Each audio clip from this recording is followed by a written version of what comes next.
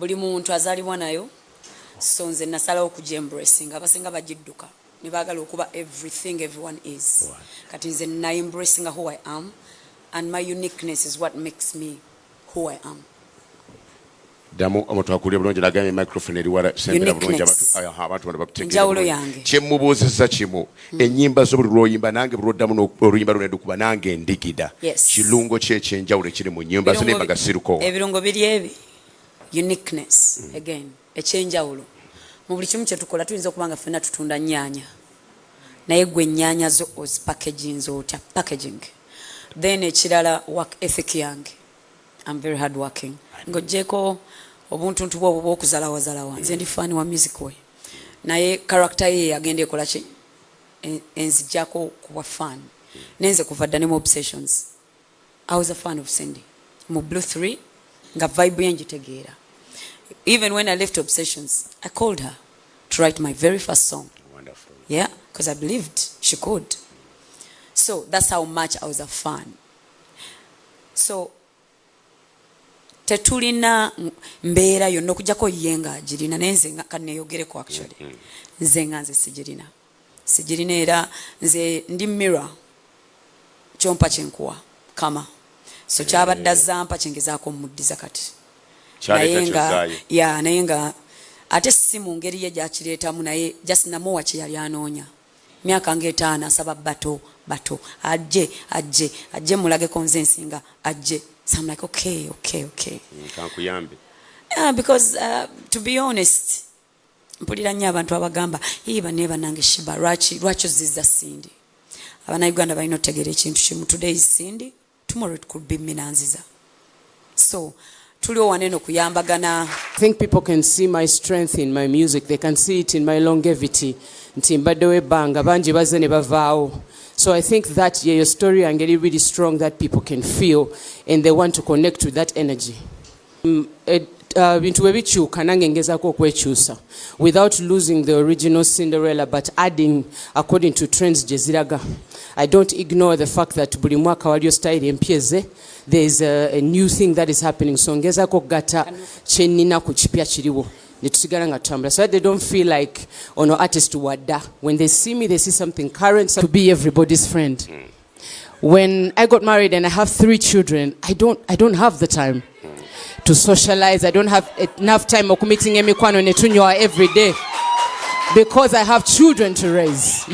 So that takes up a lot of my time. It's not because I don't like these artists. I just don't have enough time to do that. I've done my part. If my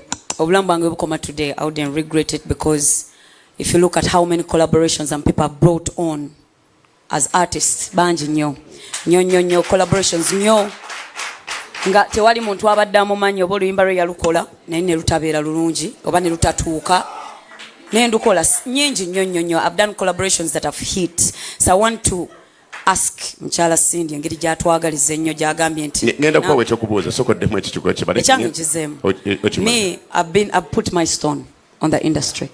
I'm still putting my stone on the industry. I called Cindy on my stage. I'm still building the industry. Is there anyone for that? Even though she denies that eyo bata ajagalidde ebbanga eriwera naye ng'egaanibwa so nze nagikkiriza. So whether she denies yes or no akimanyi. أعوذ بالله من الشيطان الرجيم بسم الله الرحمن الرحيم السلام عليكم ورحمة الله وبركاته. Nze Haji Kabogoza omusomi w'edduwa ntereeza ensonga z'amaka ebyenfuna n'endwadde ezitategeerekeka. Haji Kabogoza omusomi w'edduwa nsiŋŋaanibwa ekitigoma ku lw'ejjinja. Bw'obanga otuuse ekitigoma mu ttawuni ku siteegi osobola okuba ku nnamba z'essimu ezo z'olaba zitambula. Gwe wenna ali ewala oyinza okuyita ku mukutu gwaffe ogwa WhatsApp ku layini eyo eya MTN obudde bwonna mbeerako. Ku Megatron Koli tugamba nti nobeera ng'osubscribinga, likinga ate oberenga osharinga bano obadde ku mbozi yako gwa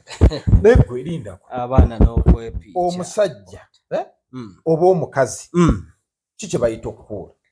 sembera wali okuula nze naye mbeere wano bwe kuba njagala tuwe bulungi kuba kye tugenda ku bato ya today kibadde ki wabaddewo badde bagiyita pre-game badde ku Next Media Park nva busoga eyo wabaddeyo coronation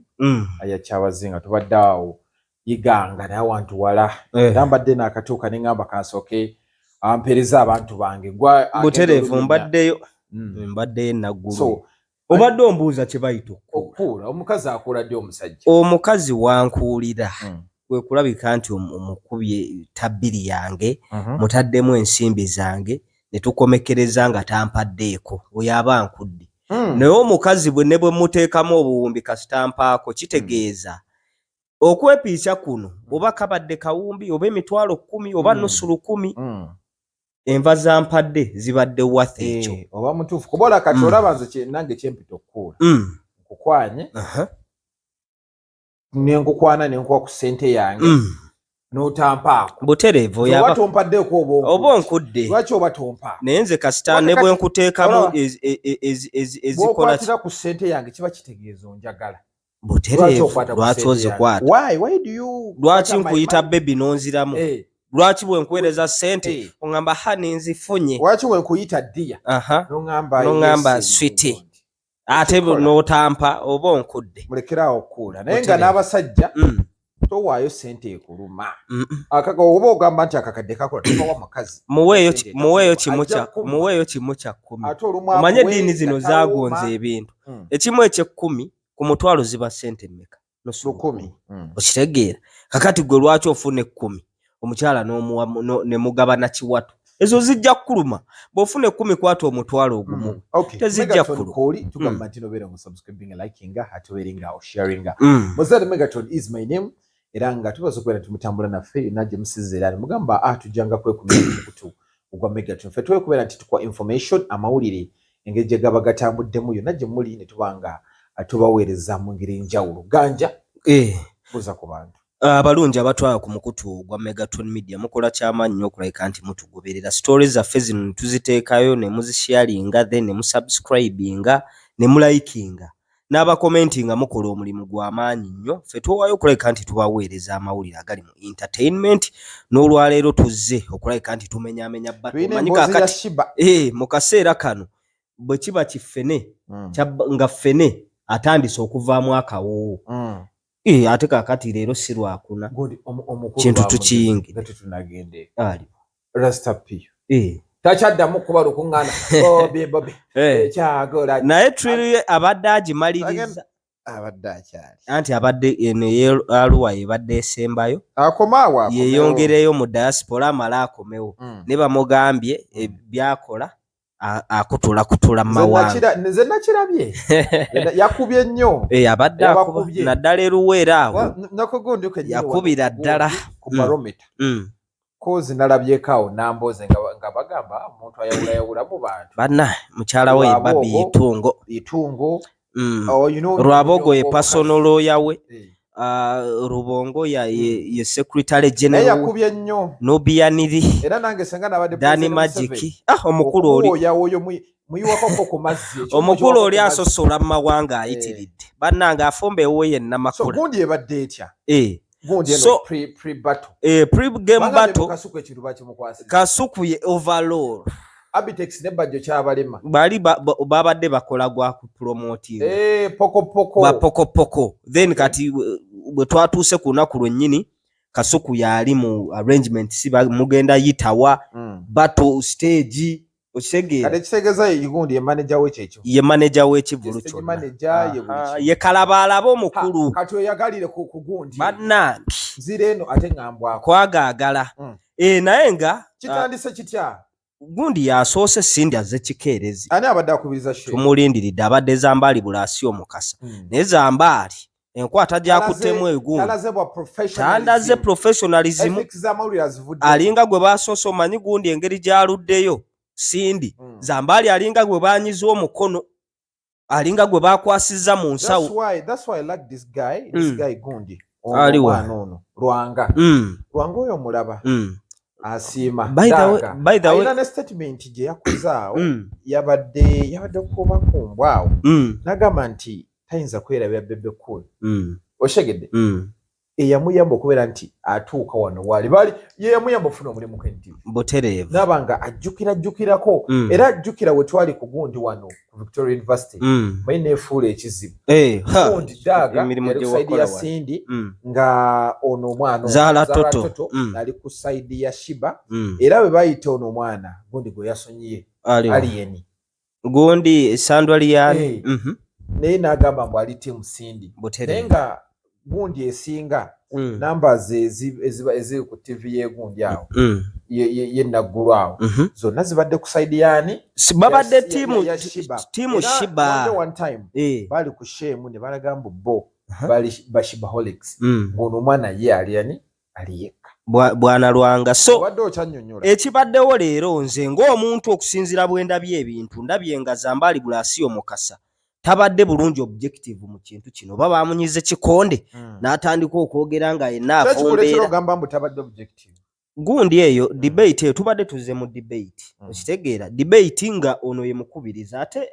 alina platform eri so professional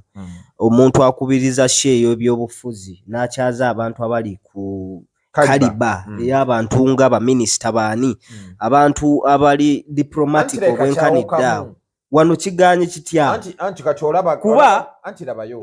ganja yinza okubeera omanyi bino ebyamawulire omanyi wabisoma amwe yinza okubeera omulungi mu sports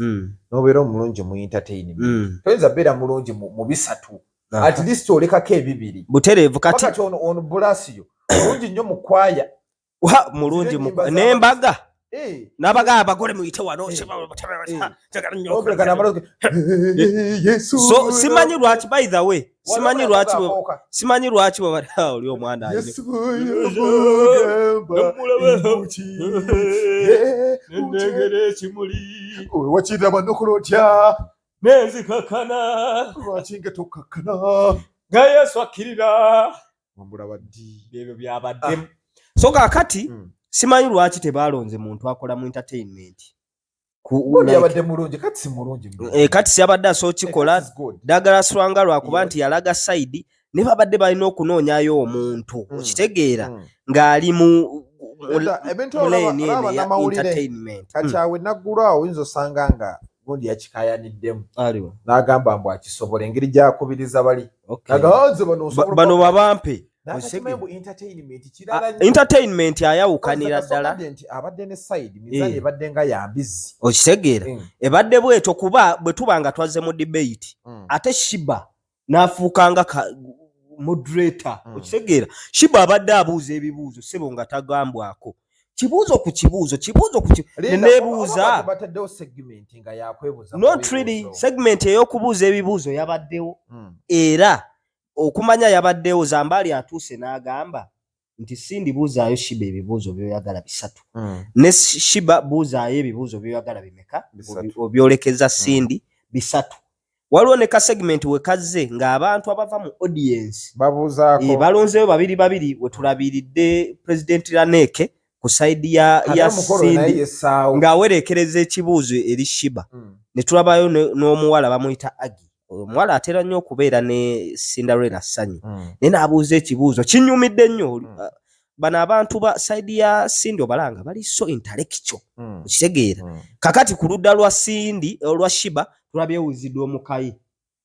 aze ng'era bw'omumanyi ye ekimugwa mu mutwe kyayogera era abadde wali ng'akyankalanya bukyankalanya aleekaanye okuva debate lwe yatandise paka lwewedde ng'alinga mutamiivu oba yaze anywedde bukitoko anywamu enzoga ya ne tufunayo n'akawala awo abantu abakagobye bubi nnyo bakayise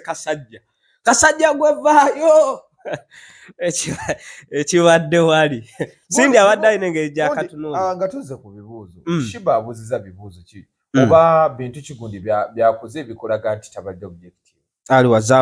Zambali Blasio Mukasa kyabadde ekimulemeseza okuba nti tabadde objective Sheebah waliwo watuuse ng'alinga eyefuze show okitegeera ate nga Sindi bwagezaako okulabika nti ayogera Zambali amukugira amuvuvuba amugamba bana twetaaga okweyisa twaze ebintu bya bibuuzo twetaaga okitegeera ye nga amuvuvuba naye ate Sheebah nga bw'ajja n'ayolekeza ebibuuzo okitegeera awamba akola ki galinga ye yazze nti kubuuza tagenda kubuuzibwa okitegeera alingo ne yafuwa omupiira gwa Arsenal ne Man U butereevu yasinga kijjayo ku gwa Liverpool ne Chelsea oli Taylor yagudibaga kati ne Zambali bwatonze bwandabikidde simanyi mwe mukirabye mutya so naye nga kati nga tuvudde ku Zambali obutayolesa bwa professionalism guno gwe twasoma butereevu bibuuzo ki Sheebah byabuuzizza ebikuleetedde ogamba mbu Sheebah Sheebah tetwetaaga nnyo kiteeka ku kyabibuuzo kuba alina statement z'akoze nga ayolekeza ebibuuzo ng'abyolekeza Cindy ye yazze ng'olwedde ebibuuzo bye yabisengese ng'amanye nti oli bigenda mumenya okitegeera bigenda mufukamiza naye Cindy mukyala mugezi nnyo asoose n'amutwala ku kya streams n'amugamba ekisooka weeyita omuyimbi ow'amaanyi ne bwe tugenda ku social media platforms zo tetulabayo bantu kitegeeza tonsemberera nako yadde ng'ani akuba si gundi Sheebah nga yakuba okitegeera n'agamba nkukubisa namu bwe tugenda ku social media streams okitegeera oli mu kumuddamu n'amugamba social media streams si kyekikulu ekikulu bwempita ekivvulu bantu bajja reality okitegeera era n'amugamba nti nga bwe tugenda olwokutaano ekkololo nga bw'ogamba nti olina follow gundi streams ziri mu bukadde abo abawagizi bo bonna bwe banajja nti obukadde buna tetulina nabo bebeeyiye ekkololo nja kutyamu naye bwe nayita ekivulu kyange ekyasembayo ekya Bumpate ku Lugogo Cricket Oval nafuna abantu 3.5 yabafuna okitegeera kitegeeza nti nakomandinga numbers ezo ne zijja bino ebya social media streams ne bagano namugamba n'omugamba nti ezo bazigula ekyo iyereka naawe okitegeera genda wano obenga olaba video ogenda oba okyalaba video oluyimba lw'omuyimbi lujjanga kalamba okitegeera oba okyala oluyimba lwa Daddy Andre ne lujja walono mudranga asuddeyo okitegeera ate si buli bayimbi bonna nti bateeka efforts mu streams n'abayimbi tubalabira mu audience eri ku ttaka kyenjaga okugamba abantu abali ku Megatron ebintu simanyambo yafunye likes 200 tunalaba n'ekigundi kya Zexi Rastapi agenda n'ateekayo post imagine n'agenda n'okugenda mu bantu n'abaga temusudia mubeeyo abantu abali in fact kweyo Rastapi obwe yawanika Zexi inchi 10 birangirangi nabala abantu 5,000 okitegeera abalayikinga we bali bameka ewa Zex gwawera omutwalo gw'abantu bwebale kati Rastapi emitwalo 5 okitegeera nga basudia bajja tebajja kakati gwe bw'ogamba nti streams ze ez'amaanyi bafirigo abasiiba bakuba Sereno Jegolo tugendeko ku pages zaabwe tulabe gundi ze bayina okitegeera Juliana Kanyomoozi tugende wa Molisikiri okitegeera naye yennyini performance ye ke yateekayo kakiripa akatonotono trailer ya gundi ye osanga eri mu likes kinene nnyo nga 5 okitegeera so ogundi amuzzeemu bulungi nti streams ezo si kyekikulu wabula bwempita ekivulu n'empita abantu mu Bumpate bajja okitegeera ku ground abantu bantegeera nekyanaamugamba nnyabo Cindy alina ekibuuzo kyamwolekeza n'amugamba nti nza kukomeza gundi Sheebah n'agamba Cindy nti nza kukomezaawo nkuwadde omukisa okitegeera n'agamba bw'oba ompadde omukisa nze n'approaching waba Victoria University ne baŋŋamba nti onaakola mweno bato wabula Sheebah si gwe wankubira essimu n'oŋŋamba nje tukole Sheebah yalinako akakwata eri era gwe basooka okuwa amagya kuba era ne sente ze yafuna okubera nti ayengaginga mweno bato si kwengaginga Cindy gwe baawo okuyingira mu bate eno Sheebah yaliyo kyekiri kye wagamba nti waliwo omuyimbi Omunigeria Rema gwe baali baagala okwokerako Rema n'agaana nga sente ze bagenda omuwa tebazirina okitegeera oshegedde kakati oyagaana ne batuula wansi ne bagamba kakati wano tuleetaani kuba saawa eno university eri ya business era ndaba abantu abamu bakuba mu gundi ebituli gundi omulamba nodda ku bivulu ni muganga ya bajjo ekisooka byonna university omulimu gwayo gwakola ssente kyakubiri bategetinga audience oba batunulidde audience y'abavubuka okitegeera ate abavubuka be baba mu bintu bino ebya entertainment okusinga that's why n'abayimbi be batapinzeemu olabanga be baba influencinga bayouth si bano okitegeera so gundi Cindy agambye nti muganga oba aba Victoria University gwogamba nti gwe yanza okusana linnagwa batunulira omuntu ali necessary nti we banaamutuuza mweno bato abantu banaagifiiringa ne batuyamba yimbi abakyala bonna nga Sindi yaliwo ng'ali ki ali necessary gwe bw'omugaa nti wamuzuukiza simanyi yali yagwa abatakola ki abatakitegeera. I have a question to ask you. Omuntu eyali yagwa wabaddewo abayimbi bangi the likes of Spice Diana, Winnie Nwaji, Lydia Jasmine tetumuleka n'abayimbi abalala. Lwaki ono abadde aludde okumala ebbanga tayimba ate w'amaanyi nnyo okubasinga? Okitegeera waliwo kye bayita brand nga yanywera muze okitegeera brand eyo mu kunywera ng'ebyaginyweza okitegeera factors nnyingi waliwo kye bayita natural talent.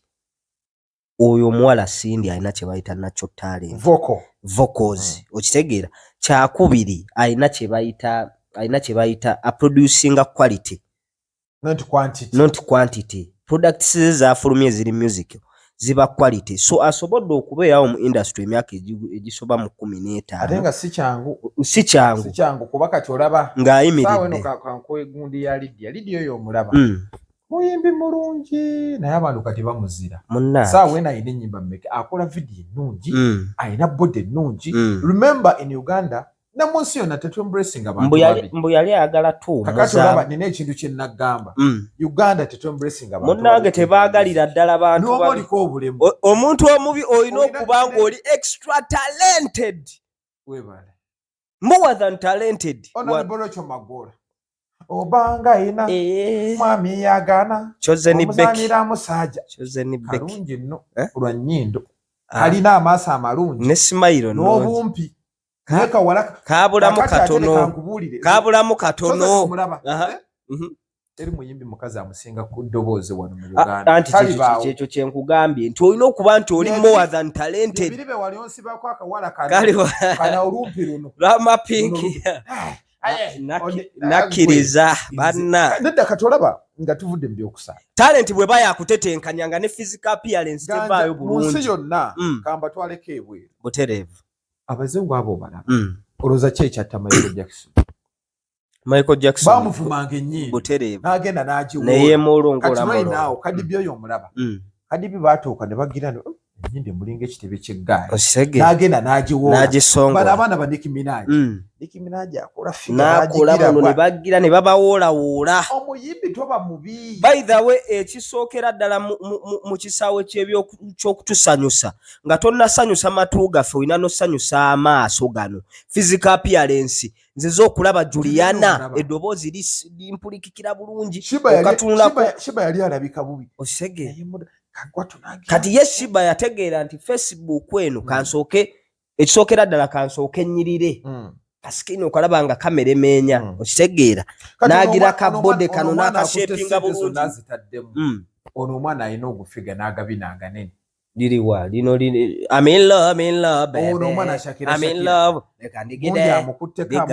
amutadde omugwa mu bulago walaga bwalaga amusika Lutalo ng'asisa omwana oyo aganye naye ekimuganyisiza Facebook ate kyakubiri kale ekyo ekifigafiga kye kyandibadde awo ayinza osedusinga naye kifiga bwe kityo first wali n'okuyimba tosobola oba tojja kusobola munnaye kati olaba kanaakaana kakimpi jjundo kalina eddoboozi munnange naye togenda performinga na ddoboozi abasajja ekibatwala mu bibaala ebyo n'agenda bw'anywamu bw'ati n'alengera Nwaji awuuba agawuuba bw'ati amalipuko agenda olaba kiribya lya zimini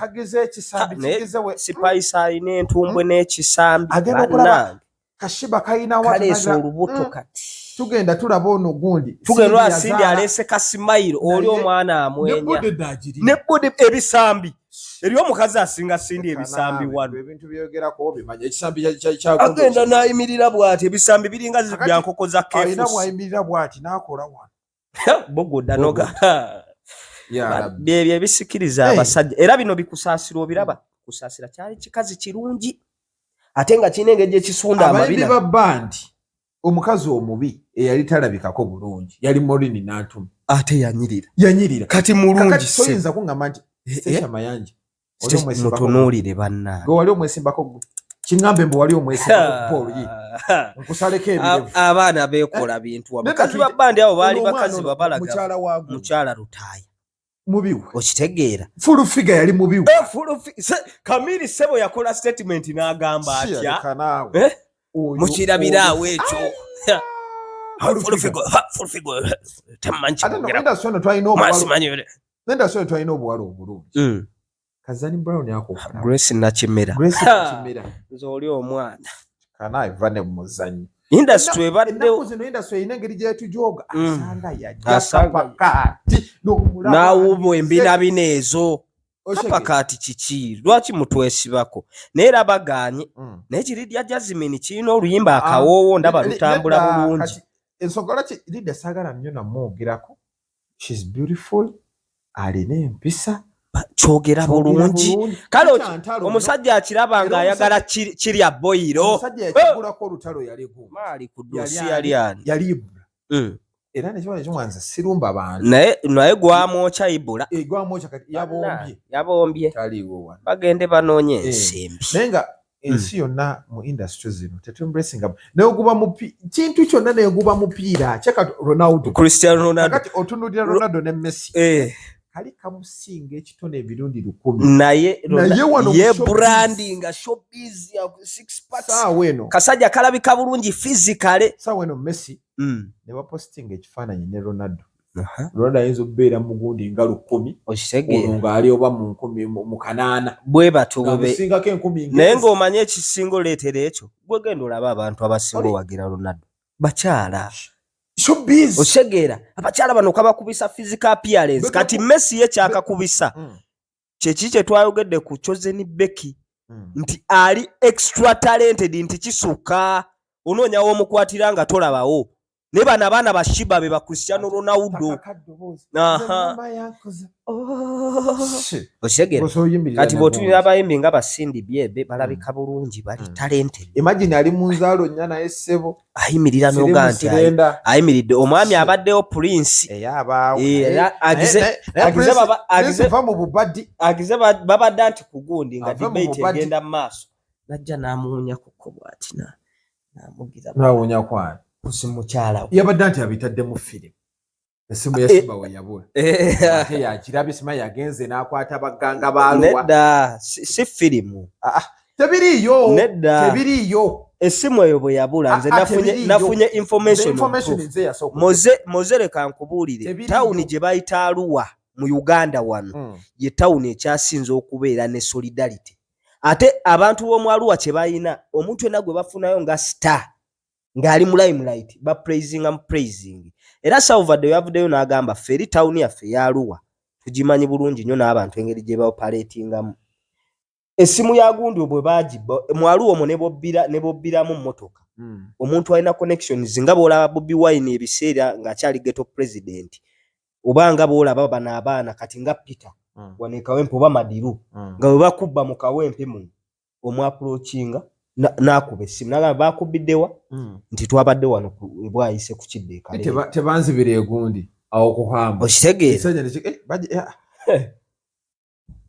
naye sente okitegeera ojjawo gundi nga tolina sente bangamba oyina emitwalo 4 bakubiddewo kubira gundi sevume ojja kujja sevume bayanguye essimu y'omusajja wa butereevu kati n'ekyali ekawempa awo kati omugenzi Madiru n'omugenzi Zebula Mandu ng'omubuulira bubuulizi we bakubbidde ng'akwata essimu nga gamuleeta essimu y'omwana oba mu emmotoka eyo tugyagala wano mu linnya y'amagye kati ne Prince eri mu Arua akomandinga era ye yakwata bukwasi ssimu oyo Prince gw'olaba be bamu ku badiri baddamu eri ttawuni ate yagenda n'adda mu limelight n'afuukira ddala w'amaanyi omuyimbi omukyala gw'ayina kizannyi kirungi kati yakuba bukubi ssimu neekola ki neerabika nti gundi ewedde etya but ewedde I think tulinde kati lwakutaano kuba bato y'ebigambo bibaddewo kuba gundi Sheebah yazze nga kayagala okuteekawo akagenda okumuleetera osingako ku Sindi ng'alaga tekiri musical wabula bya bugagga temuleta bintu wano bya bugagga twagala music okitegeera kati ye weapon jazze naye era buli muntu agirabye asuse togenda genda ku stage tubulire n'ennyumba abantu bagagga kubeera abuuziza gundi sindi tibanga lyonna kunjo kyayo sente zange Banna. bweru ginze okay era bwoba kwokyonjokya njokya nendyayo empuuta wali abantu baguma abali wano but ate nga bandituteeseteese bato neetuuka nga tuli maliddaadi tubaagala nnyo twagalenga banaye katuyite wano bato ya lunaku lwakutaano basobola okukozesa olw'enkya n'olwokutaano lwennyini ne batuketalinga butya bwe tugenda okulabika nti tudde eno neeri muyitako eyo ennamba tubadde tukyamaliriza nti Sindi Sheebah azze ng'akantu kayagala okuteeka forward kalaga nti agenda kukubisa Sindi mu byonna ate kwolesa bya bugagga okitegeera era n'amulangira nti ebbanga lyonna lyali waggulu ng'ayogera ku bintu byabwe ne bwavaayo ate leero kye bazze nakyo era kaye ngera bwe twannyonnyola luli kaye leero kyazze ng'asize mu Sheebah gwe sitiikinga ku bya bugagga era ndabye nga gundi atuse ekiseera n'ayagala ogetingamu emotional n'amala nakkakkana ekitegeera nga bamulangira kuba mugaye ebbanga lyoberedde mu music tolina kyoyina gundi abadde Sheebah yennyini ono n'amugamba munnange ekisooka sijjangako wo nompaayo ka boys quota nti twebakewa ndivinga obulamu obuli happy abaana bange nsobola obbaketalinga nina n'omuzungu okitegeera buli kimu kyonna kye beetaaga nsobola okibatuusaako oluba lutalo nga lwandongo lube lutalo nga lwandongo okitegeera ffe era kye tulinze wabula omuwala omu ambuuliza Sindi gundi Sheebah ekibuuzo infact abadde Raneeki no abadde muwala oyo gwe bayita Agi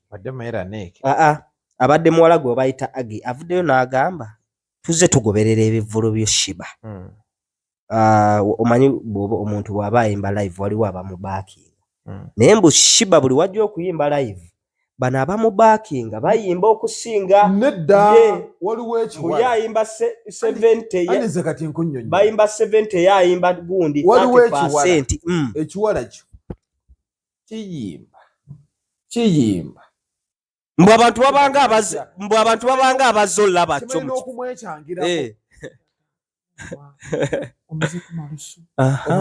mbu kyatambula nakyo kyekikuba kine zambuka bamugambye ku luno abawala abo bayimbe kitono kituuke bukyusi gweokube 70 bo bakube 30 tugenda okubalira mbu basuulayo wansi ani kakati kiringa ng'ekibeera mu club ez'enjawulo kakati eno wansi befuula wano yefuula akuba live kati eno wansi wabaayo oluyimba lw'omuyimbi nga lumuyamba okugira okusitula amaloboozi gano beebino ebyamaama Alima Namakula mu bwe yayimba ekimbeewo mu studio mu producer yaluproducing ye yayimbanga ng'ono ayisaamu buyisa kakati nina ne gundi endala olumu baffe bagenda mu gundi awo eddo gundi yaabwe ebeerayo ensonga bo lwaki bakikola waka wabe kubeerako private remember enyimba gundi zaabwe esinga international gundi zazigula ne Madoxi naye bw'akikola ekintu kye mbw alagamba wano bandi n'oluteekayo nga bakubowa kati wano tugenda ku music no kakati ebigambo biwedde tetuyingidde essaawa 6 bato yankya bato mukube ey'enkya ebigambo mwogedde mulangidde ono alina kino ono talina kino mugambe okuzaala n'abalalu bazaala ne twebuuza lwaki mmwe temuzaala kirigeza omulalu asinga era babadde beekuba okitegedde so kaakati ebigambo biwedde olunaku lwakutaano bajja bayirageko mujje era Sheebah wanaasinga Sindi tujja kujja Sheebah alina statement gyako sina kyanjawulo kye ŋŋenda kuleeta era nze era owa bulijjo nze agenda okujja sirina kye ŋŋenda kakasa ky'amaanyi nnyo ye gundi n'abagamba nti nze njijja kubakuba kye bayita mubali Megaton kooli naye nga tukujukiza golola busungu butereevu 5 tomalako toina manyi ga kisajja bulungi oguzimera zimolo tambuza bitege oli awe no tunuza ndali gola busungu yasazeewo okulayika nti ebyo byonna abigonjoola omusajja olina okulayika nti okamulwa bina mwana mu byali bice ebina okamulwa ebina anti okamula bulungi nnyo omukyalo oyo supu yenna n'omumalamu wali olabyeko omusajja atuusa omukyala ku ntikko nga takamulwa bina yenze nze sikamirwa bina okamirwa bina mutuusa anti kyekyo kyetwongerako anti omukamula kamula supu yenna na Mozede Megaton nkamirwa bina olwaggolola busungu 0707151503 jemugeno beranga muyitako nange tubaze kubera nti mutambula naffe each and every time nogamba nti ogenda beranga otambula ku mukutu gwa Megaton Media enkyange ndaleeta Frank Antambi ng'ali wamu ne Ron Mark abantu bavuma Ron Mark amatama baberenga batunyumiza anti Ntambi bamugobye kusanyuka entambi bamugoba lwa bintu nedda leero abadde agenze ne Kasuku ebamugamba watuusaamu eggaali ate ebyo nga sibirabye ankubidde naŋŋamba naga nti bamugobyeyo era menta zine asooka n'amugamba abadde akyalo ne Kafuko najja entale ezo nga za kisira kati olunaku lwanca anyway bagenda kujja ku Megaton bongere okuttaanya ensonga zino genda naleeta Nurdin butereevu Ntege aberenga naye atongeramu omwoto awo ate bwe kinaggwa era mbaleete Megaton ate bwe kiggwa tugenda kujja tugire subscribing liking bana enamba eyo bagiyiteko tugenda mu bbatu muteekewo embeera eraga nti tugenda mu bbatu okulaba ebintu nga togaba tetubasaba lwampaka kuba channel yammwe mutuweevu wikale mutuyambe mutuweeyo mukulu Julius okuva e Germany tukubuuzizaako mu ngeri ey'enjawulo sibula abantu tuve wano